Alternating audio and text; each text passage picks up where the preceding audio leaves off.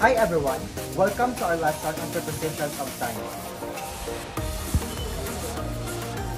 Today we will learn how to use at, in, and on.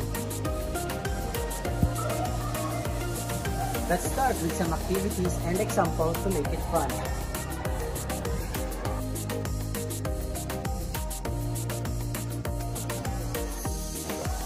We use at to talk about specific times. For example, We have lunch at noon. I go to bed at midnight.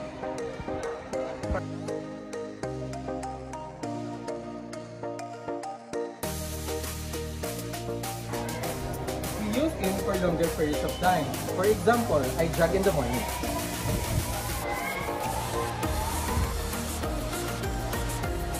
We go on vacation in July.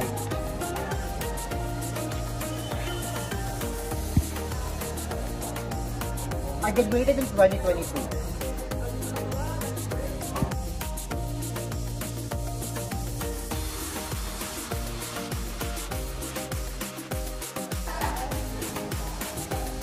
We use on a specific day and days. For example, I have volleyball practice on Monday. we celebrate Christmas on December 25th. my birthday is on May 5th.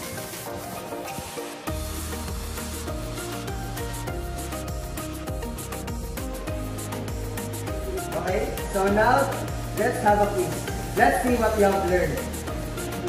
Okay, class, so please read the sentence. We go in the summer. Okay, so what do you think is the correct preposition in the sentence? Sir! Yes, sir.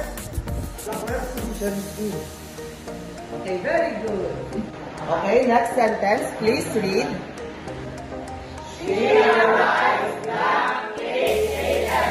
Okay, so what do you think is the correct preposition in the sentence? Sir!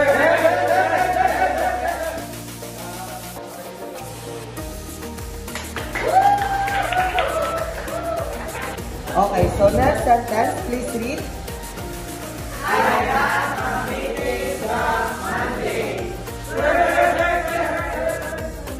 The correct preposition in the sentence is Great job, everyone! Let's recap what we've learned. Use preposition at for specific time.